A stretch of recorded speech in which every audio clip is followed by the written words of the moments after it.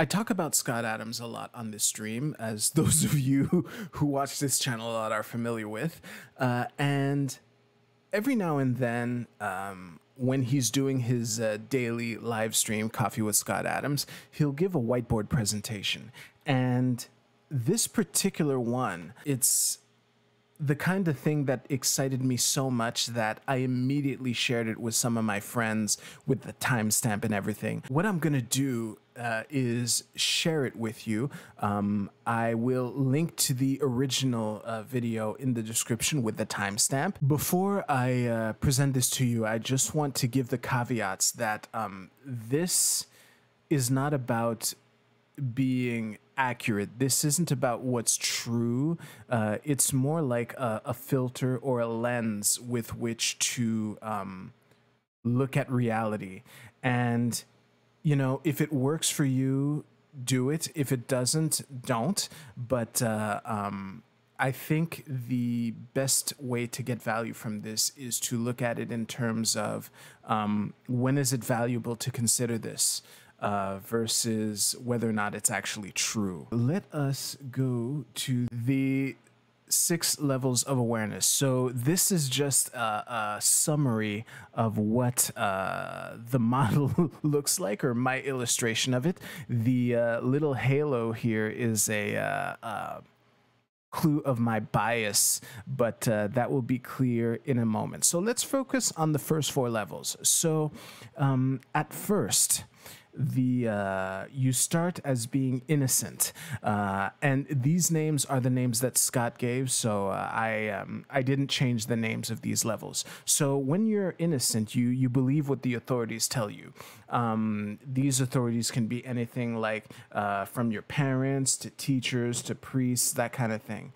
And what that leads to is to artifacts like believing in the Easter Bunny, believing in Santa Claus, that kind of thing. And then later on, you become what he calls a truther, where the truth is what matters. And you're also aware that the authorities can lie to you sometimes. You know, I'll refer you to the previous belief in Santa Claus and the Easter Bunny and whatnot. So the truth is that they don't exist, and that is the level of awareness that you look at the world at. Now, this can understandably make you really angry, which leads us to the victim phase, or what I call the Alex Jones phase, where the notion that the authorities have lied to you all this time, no matter who you consider the authorities to be, and that information is controlled, and it's just a really angry place to be at. Unfortunately, some people remain trapped in this phase, but if you can get over your anger, you can graduate to what's called the skeptic phase. So the skeptic level is where you reject the mainstream narrative. Basically, you know that the authorities lie and information is controlled. A lot of our opinions are assigned to us, and that includes conspiracy theories, by the way. You know, whenever you have a sense of what the mainstream position on something is, your first reflex is to reject it.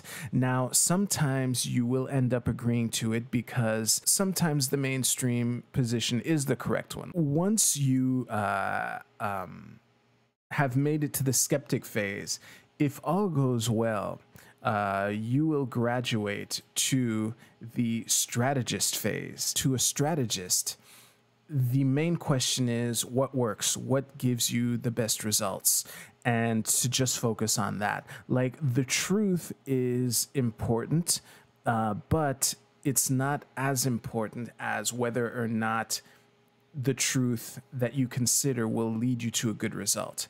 And at the ultimate phase here is where you're an author, where it appears like you can control the simulation. Authors are essentially strategists who have reached the level where it kind of looks like they can bend reality to their will. Examples of this are like uber successful people, people like Elon Musk, people like Scott Adams, people like Logan Paul. I don't know if Kanye West believes in the simulation or not, but he would be an example of the level of success that you can achieve when you look at the world that way. I just want to just give a quick aside on simulation theory itself. Simulation theory, it doesn't have a null hypothesis. What that means is there's no way to disprove it. So whether or not we're living in a simulation, it's kind of not really a relevant thing to consider if what you're concerned with is the truth, where you're down at the orange level here. If you realize that there's no way to disprove it, it kind of becomes just an interesting thought experiment. And for me personally, the first person in my adult life to talk to me about simulation theory was not the person to persuade me on anything. Like when he presented it to me, I immediately realized that there's no way to disprove it. Up to that point, my strategy was that if something can't be disproven, then there's no point really thinking about it a lot, because the truth is what matters. I was still a truther back then. However, I have since come to terms, like I consider myself a strategist, which is why if looking at the world as if you were living in a simulation will give you better results, then there's value to that, whether or not it's true. And something that can be valuable to consider is that when you look at the world with this filter, there are a lot of disagreements which aren't necessarily disagreements. It's just that the conversations are happening between people who are looking at the world from different levels. Now, I tried hard, desperately hard, to find a concrete example that wasn't COVID related. So I settled on abortion.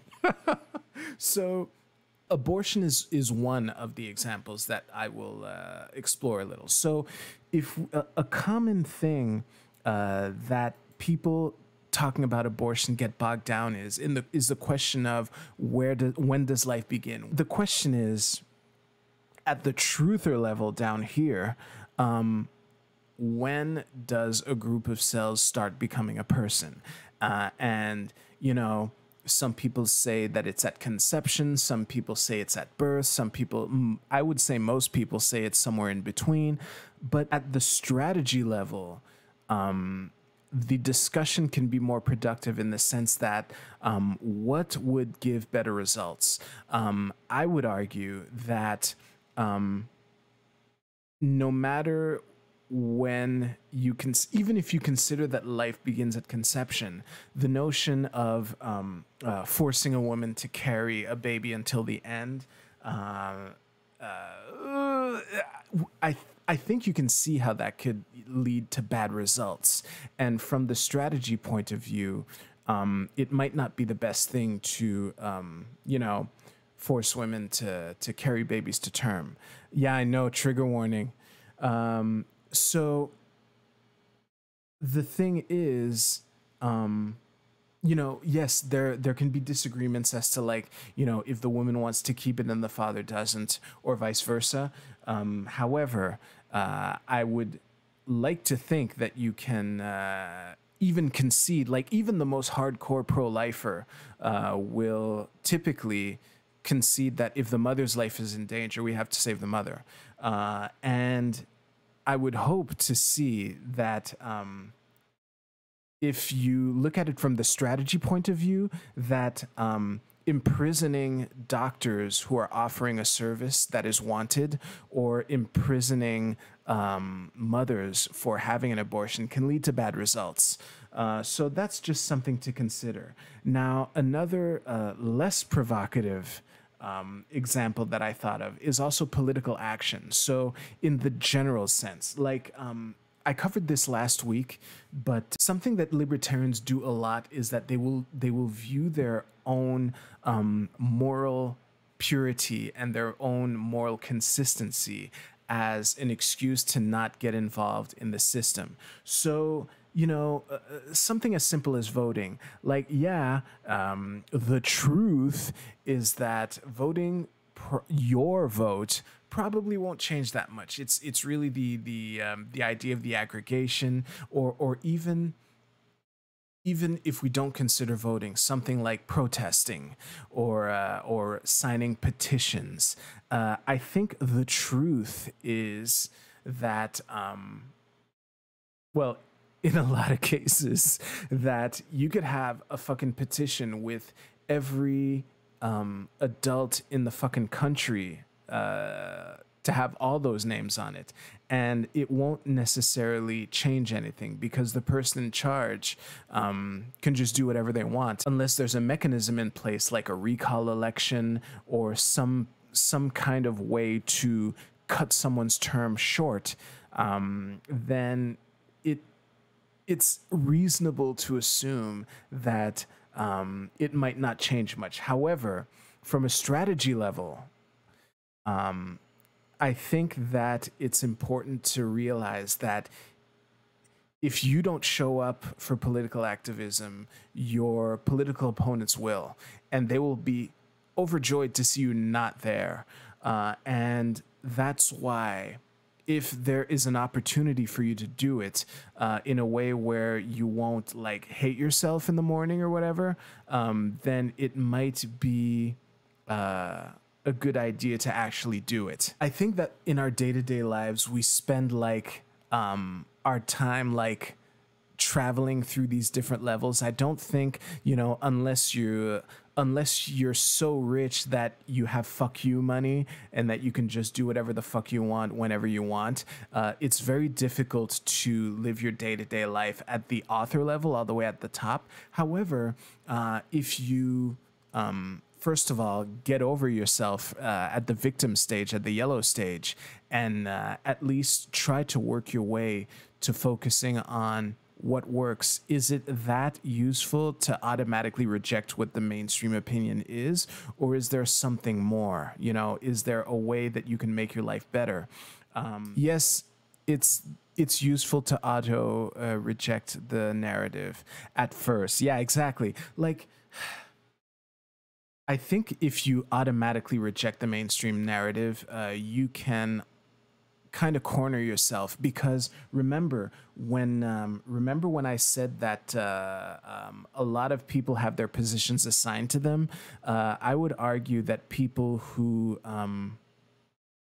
when you automatically do the opposite of what the mainstream tells you to do, you're just as gameable as people who automatically accept it. So you're equally vulnerable. Like, do you really think that the powers that be don't know that there are a bunch of people like you? So in a way, if they wanted you to turn left, they would just say turn right, and then you would predictably turn left. That's the trap that you open yourself up to when you kind of just automatically go against whatever you see on CNN, and that's why. For me personally, it's all about having a diverse information diet. It's very important to not automatically reject it, not automatically embrace it, but to consider the different narratives and see which one works best for you. Part of what makes my life better is to recognize situations where there are really two different ways of interpreting reality, and there is not necessarily an advantage to considering one over the other. So two examples of that would be the reign of Donald Trump. I think that to a lot of people, Trump was essentially like a crypto fascist or whatever. And to other people, he wasn't that bad. And to observe Trump's behavior between November 3rd and January 20th, there are two main ways to interpret this. Either he was not that bad, however, his defeat in the election kind of sent him off the deep end, or he was always a crypto fascist, a crazy, sycophantic tyrant, and the mask fell off for us to see who he really was. And for me personally, I don't see an advantage of one reality over the other in my particular, in my day-to-day life. So I just won't pick one. I'll just recognize that there are two realities, and that's it. Another example is John McAfee. There are two realities.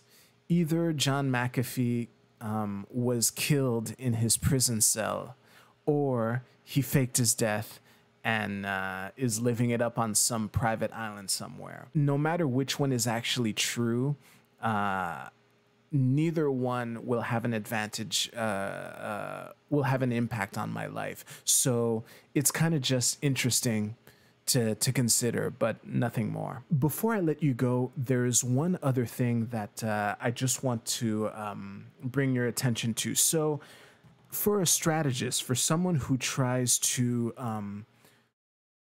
just focus on what gives the best results, part of that, which Scott Adams has mentioned many years ago, especially in his book, How to Fail at Almost Anything and Still Win Big, is the notion of a talent stack, to build different skills that will intertwine in ways that you couldn't necessarily predict just looking at each skill separately.